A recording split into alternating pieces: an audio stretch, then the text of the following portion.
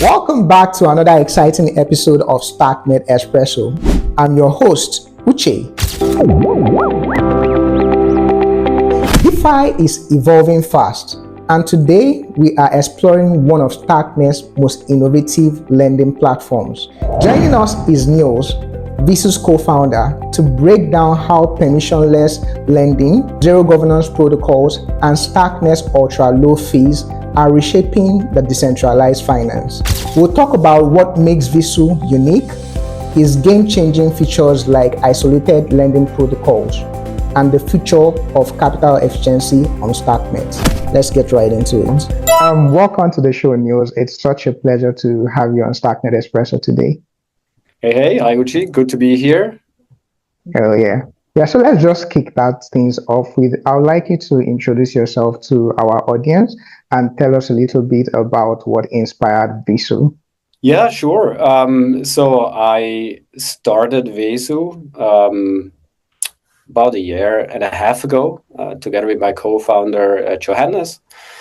And we really were drawn, first of all, to Starknet because of how L2s have kind of changed, the landscape for crypto and DeFi applications, being able to offer more and more really fintech bank-like experiences, right? Yeah. And then on the other hand, Vesu is kind of a paradigm shift in lending markets. For the longest time in DeFi, we have built lending markets as kind of a vertically integrated product of sorts, like almost like a bank, right? Where there are some smart contracts, they have some logic. Then there is some governance, a DAO, like a banker, like an intermediary who controls stuff for the users. And then there is a front end, the user application and user. So in traditional lending markets, you still have this intermediary role, which has a lot of power in the protocol. And that doesn't have to be a bad thing. It just means it's still there, right? And Vesu is an entirely different approach, right? It's a platform, it's an infrastructure, a neutral technology, where there is no such thing like an intermediary and there is no governance, nothing.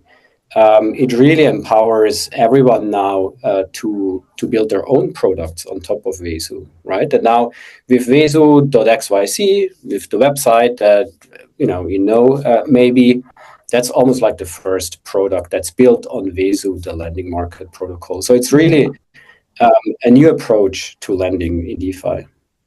Yeah, I was going to say you took the word out of my mouth because I was basically going to ask why you're looking at something that is governance free. But I think it makes a lot more sense what you talked about now. I think the other question would be there's a lot of L2 protocols currently. Why did you choose Starknet as a place to build on? Yeah, sure.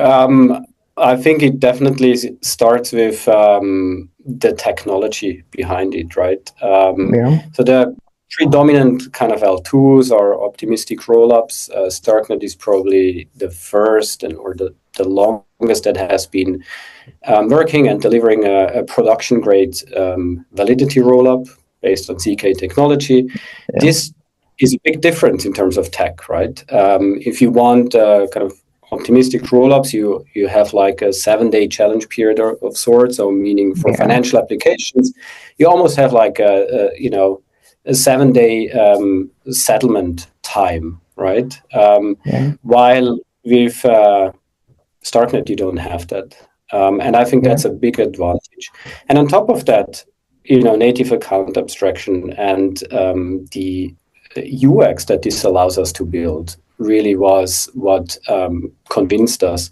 Because again, one Vesu is a different type of protocol, lending protocol, but also one focus that we have and one vision and one mission that drives us is to arrive at the UX for end users that is very similar to fintech banks, right? And we are really very, very close to that, I personally feel, on Starknet, and so much ahead of a lot of other ecosystems in terms of that. And that's not just Vesu, it includes the wallets, Arch and Bravos, right, which really offer a great UX.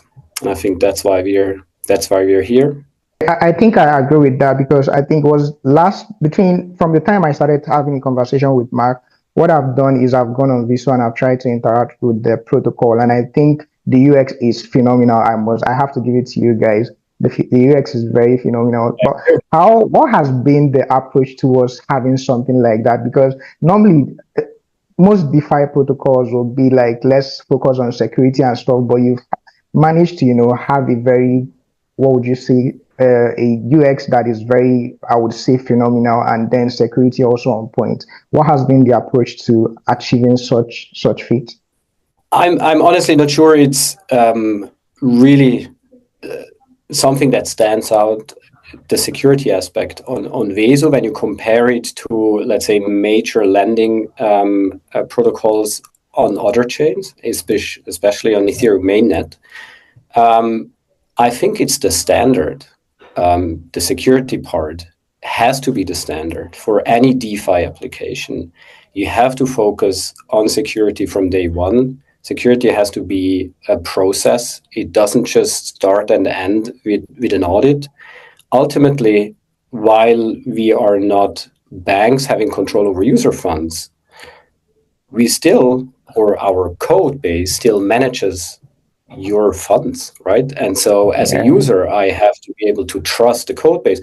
Don't have to be able to trust me or a team, right? That's the good part. Yeah. We don't have any control over anything, but you have to be able to trust the code base. And we have seen too many incidents in lending, but DeFi in general, where there was just not enough focus on security. So I just think that has to be the standard. Yeah, great, great. I like what you say about it. One of the things I would like you to touch on is I look at your protocol and I see separation of risk between pools, and I also see dynamic interest rates. Can you elaborate more on these two concepts? Yeah, totally. And I think both go back to the very design of Vesu, right? We say it's a permissionless protocol. There is no governance. There is no team that accepts or votes in new collateral assets. Everyone can literally just come and create their own pools, add their own assets, and allow users to interact with those pools, to borrow and lend in those pools. That means, as a user, but also if you design a protocol, you cannot trust a pool because someone can just create malicious pools if they want, right? That's even more pronounced with our concept of hooks, where you can change the pool behavior. So that means those pools have to be strictly isolated, that whatever someone does in one pool will never affect users in another pool. Oh, yeah. Right? So that means as a user, if I, let's say, supply funds in one pool, I need to be sure I understand this specific pool, and I want to know that I'm not affected by anything that happens in another pool. And that's the main invariant that the Vesu protocol ensures, right? That you will never be affected by something that happens in a pool, which you didn't really opt into by supplying assets. So that's kind of the risk isolation part. It's really, really critical. As a user, I always know I do not have to know or even care what's going on in all those other pools, which random people make, right? Yeah. And then the interest rate model, the dynamic interest rate model, this is very similar. Now we have those different pools, and we already see a large list of markets on Vesu, right, where you can supply USDC into. Can be a bit challenging to navigate through that and decide which USDC market I supply into now. But it actually means all those pools, they create separate markets for the same assets, maybe. So like USDC in the Genesis pool is its own separate market. And then there's USDC in the RE7 pool. It's a different market, right? And so what interest rates in finance generally do, they balance supply and demand and try or allow the market to find an equilibrium, right? How much supply is there in this pool or in this market versus how much demand? If there is more demand, the rate should be higher, right? And so also an area where in traditional DeFi markets, there was governance involved in updating those interest rate models. Let's say changing curve, shifting it above or beyond, almost like a central bank doing it for the US dollar, right? With the reference rate. There is no governance in Vesu. So we need to have a dynamic approach, an adaptive model. And so the interest rate model design that we have chosen for Vesu does all of these balancing of supply and demand and adjusting to changing market environments autonomously. So there is no time when someone has to intervene. It's all automatic and autonomous. And for users, that means you have much more optimized market conditions because there is no delay from, let's say, the market environment changing, and then there needs to be a governance vote until then the rates adjust to a new level, right? All happens in real time, kind of on a block by block basis through these autonomous models. And so ultimately, it's just to the benefit of users again. I think this is truly remarkable, especially like when you talk about the risk separation part of it. It's also considering what happened in the ecosystem recently with Zcaling, not to bash them or anything, but I like the idea that once one thing happens to one pool, it doesn't have to affect me in my separate pool. And I think that is truly remarkable. Right, exactly. It's a good example, right? You could almost see what happens in ZK land did not affect users in Nostra, for instance, right? Or in Vesu, exactly. Because they're fully isolated. And that's the exact same thing for different pools in Vesu. It's almost like entirely different lending protocols, but the benefit of having this all in one code base, in one contract, if you will, the Vesu contracts, is you don't have to do due diligence and understand let's say the smart contract risks of all those different lending protocols, right? And then oftentimes, as we said, right, there are technical risks, there are risks from governance, and so in Vesu it's one code base that is fully audited that you have to trust. And still, if you want to launch new lending markets, you can still do that in this one protocol. So that's again coming back to it's an infrastructure, right? It's not a product. This is truly remarkable. I would touch a little bit on UI UX again. I'm looking at wallets like Argent and their Bravo at the moment, and they are doing a lot of updates, a lot of tweaking. How is it? How does it aid user? What would you say the user experience on Vesu at the moment? Well, I think wallets on Starknet are incredible advanced in terms of the UX that they offer. Like for us, simple things like two-factor authentication and stuff, that's not the norm in DeFi, right? This is really very special. And so that allows access for much more users who otherwise wouldn't be able, let's say, to handle private keys and seed phrases and stuff, right?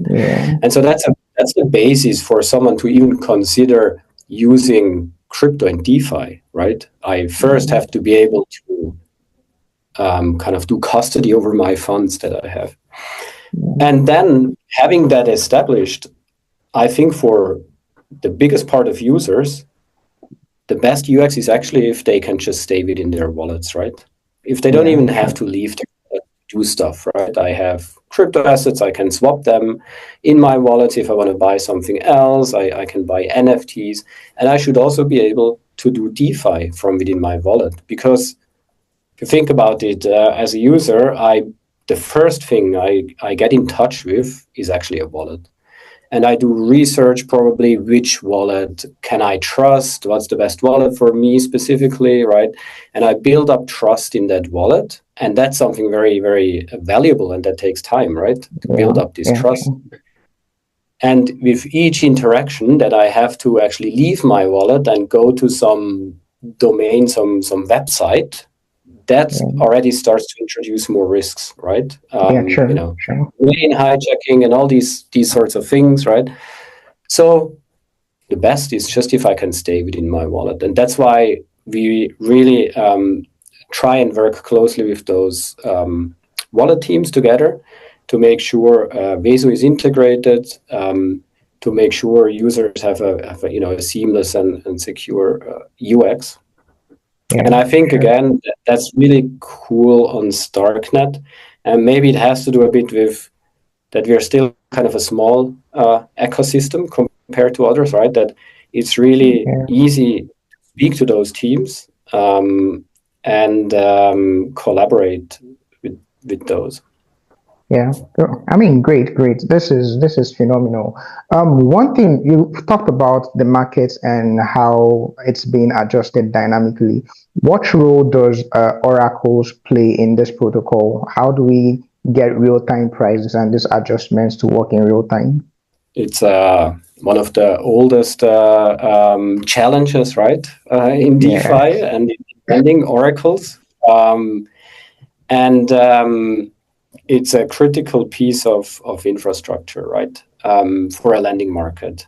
I think what we tried to do again with Vesu, or what we did actually with Vesu, is first of all to make sure also each pool has the ability to identify and use an appropriate oracle for the specific pool setting, right? So there is no requirement to use any of, let's say, the current oracle providers that we are using and integrated with. You can also just use a new oracle provider for your specific pools. And that's what is kind of enabled with this concept of hooks that we have. Each pool can implement hooks, and one is kind of the oracle hook, where a price is pulled in from kind of an external source. And so the first thing, that I think I want to mention here is that it's important for risk segregation, again, that you can define and choose the oracle for each pool separately. That means you don't have like a centralized dependency across all those different pools. I think that's important.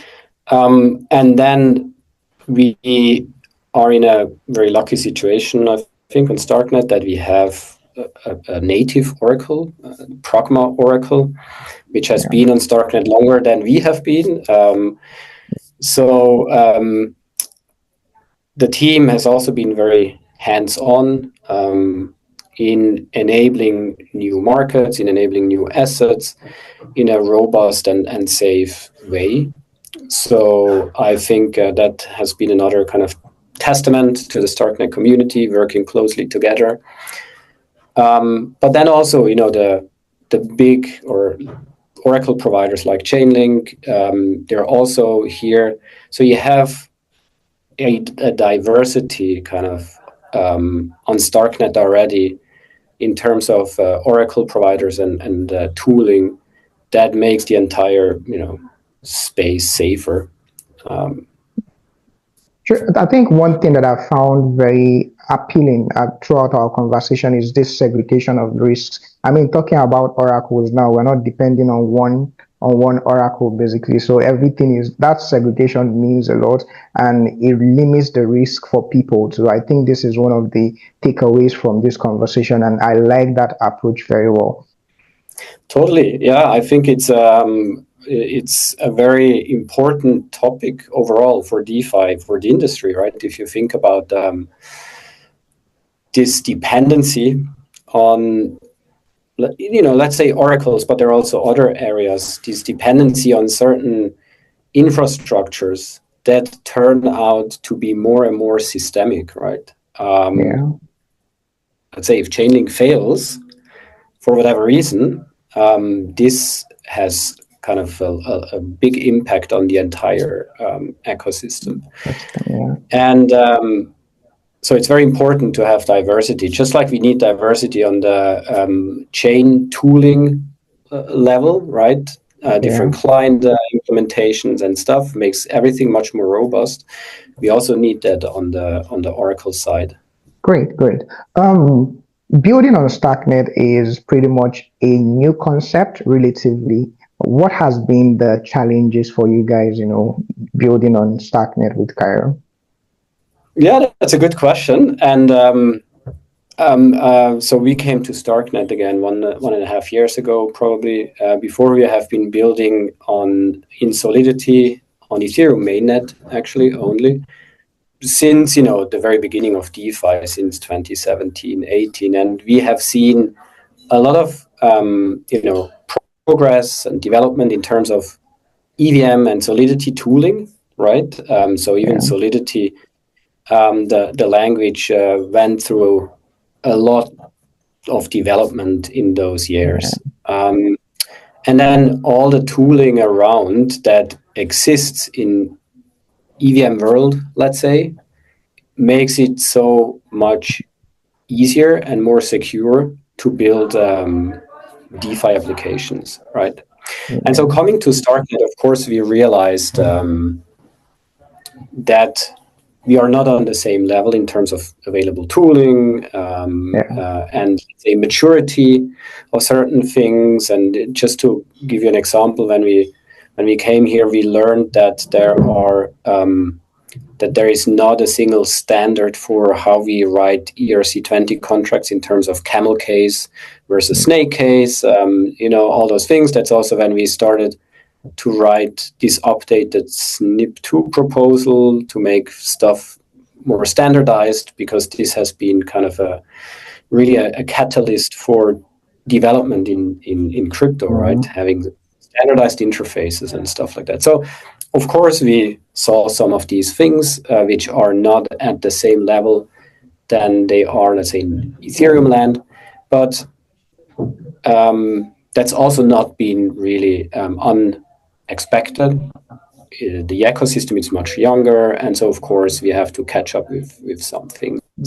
But the other point, really the onboarding experience to Cairo, for instance, to Starknet and Cairo, has really been seamless. I have to say, and I think it has a lot to do with the fact that even though you use a new kind of language, the patterns and concepts of writing smart contracts are still the same, right? Yeah, and so if you already have the domain knowledge, you understand kind of mechanism design for DeFi protocol, it's much easier to adapt to a new language than the other way around, right? It's much harder to learn the concepts. And so, no, all in all, I think it's actually been a good experience. And yes, we wish some tooling would be better, but we are working on that as an ecosystem, I guess. Yeah. I think I echo the same sentiments with you. I mean, I got into Starknet and started writing Cairo. That was basically in 2023. Prior to that, I was writing Solidity. But with the experience of Solidity, it makes it a lot more easy to transit into another programming language. So I completely agree with you. I mean, transitioning has been quite. I don't know whether it's seamless, because Cairo Zero seemed to be was a lot more complex. Yeah, we came after that. So Cairo Zero was a lot more complex, but yeah, I see what you're saying. Yeah. Right. So we are already the next generation. We are not as OG as you are. It's good. Back to security. Vesu protocol is open source, and I understand it was audited by Chain Security. Yeah. Exactly. Yep. Chain Security and Cairo Security Plan. Oh, great. What has been the process of this auditing? How has it been? It's first of all been always clear that we wouldn't launch a code base in production that is not audited. And that's something I think, on Starknet, we have made a difference with that. And I hope we can also define, new standards, and I think we have been able to push the space to be more security aware, which is very important, right? Sure. But first of all, Chain Security, they are one of the top tier auditing firms. They have, vast experience. They have audited, all the protocols. They also on a personal level are a really good team, very hands-on. So it's been a really good experience working with them. I think it was a bit of a process for us to identify the right auditing firm for this, given that there haven't been, there is not that much experience in the industry in auditing Cairo contracts, right? And so we have just created a list of all the top auditing firms with all the projects that they have audited, the Cairo projects that they have audited, to see kind of, okay, who has more experience on Cairo. And our, choice fell to work with Chain Security.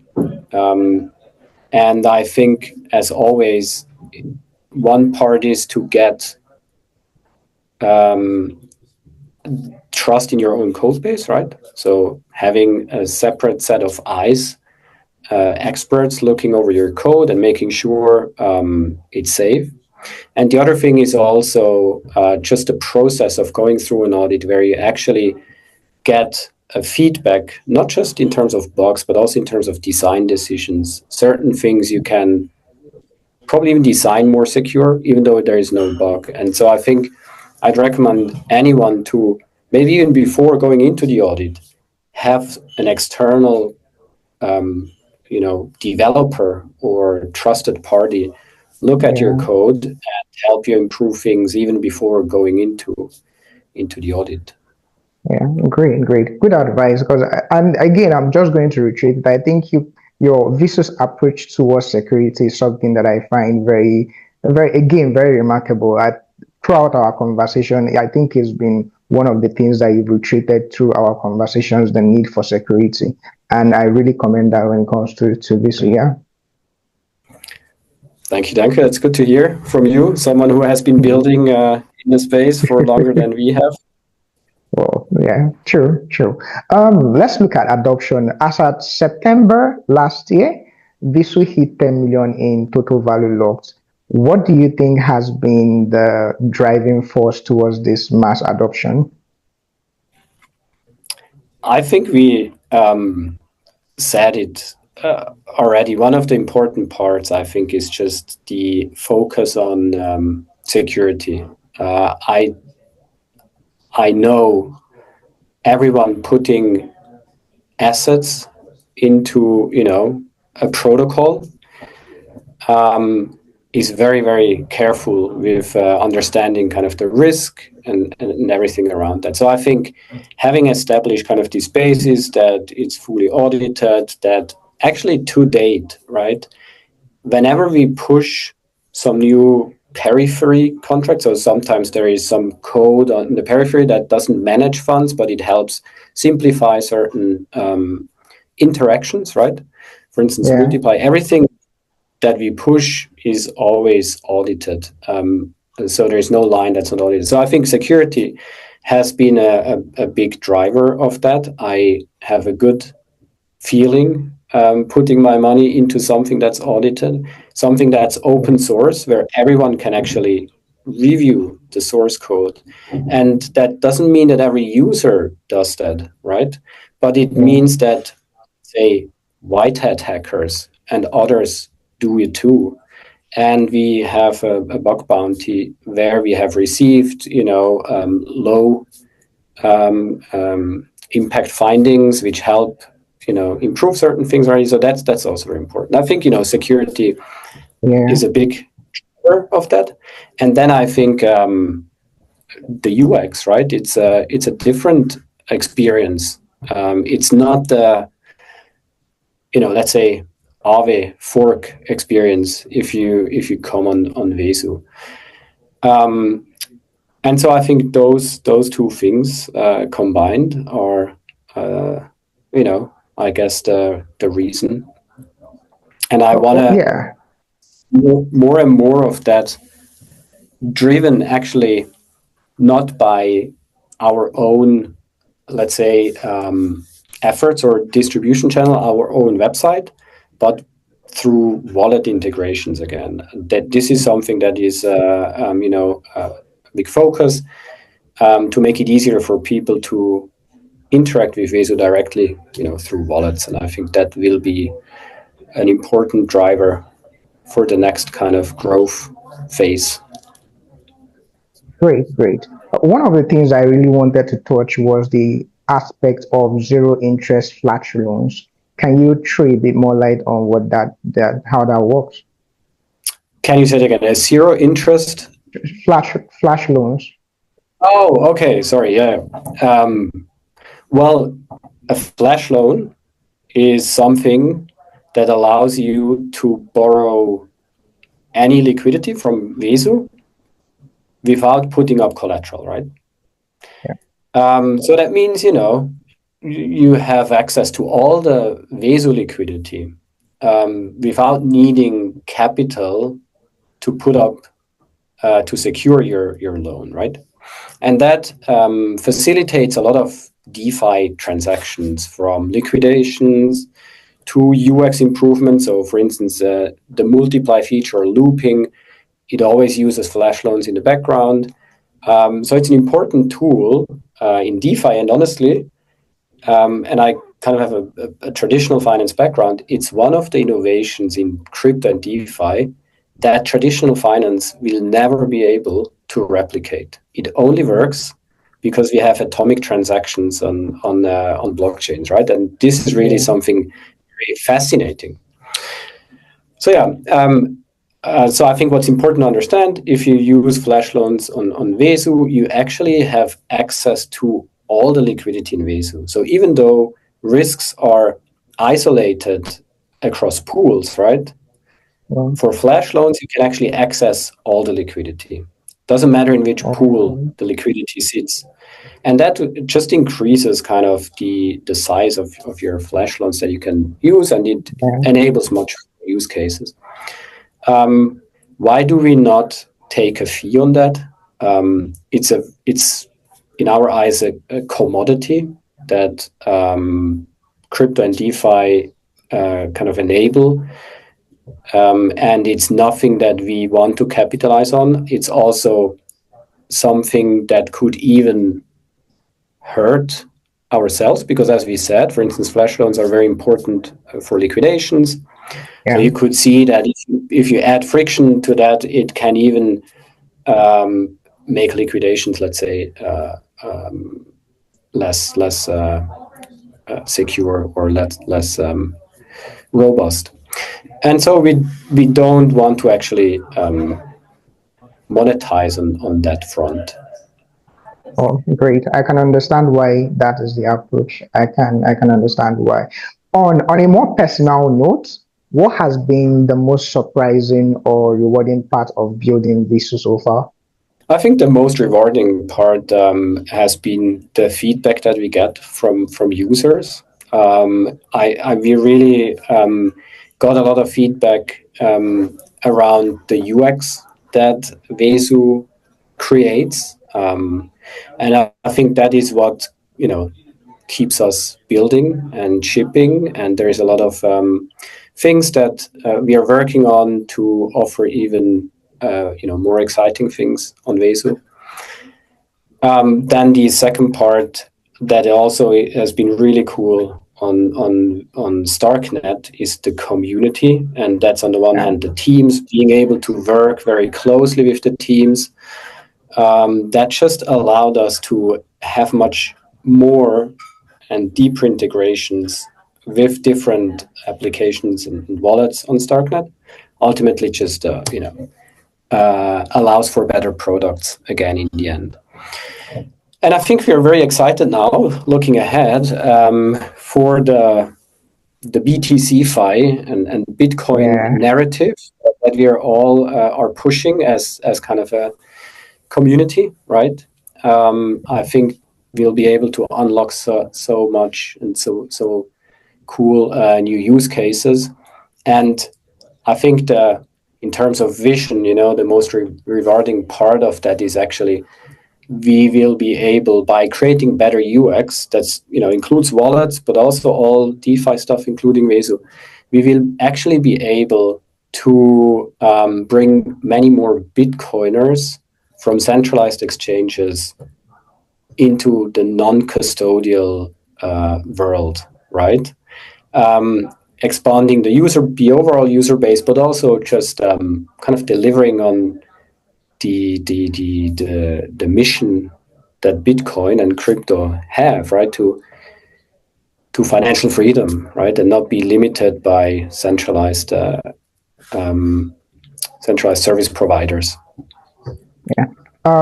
Nils, I must say thank you very much for how we've our conversation so far. There's been a lot of insights into what is happening on Vesu, and I must appreciate you for agreeing to come on Starknet Espresso and share some of these things with us. We're running out of time, so I'm just gonna give you like an opportunity to tell us are there any things we should be expecting in the future, looking out for when it comes to Vesu? Of course, yeah. I mean, first of all, thanks for having me. It was a pleasure to speak to you. It's always good to connect with builders in the space and the community. So also happy to do it again sometime in the future. And for kind of what's coming next, I think a lot of what we are focusing on right now is on delivering on the BTC-Fi front. Yeah.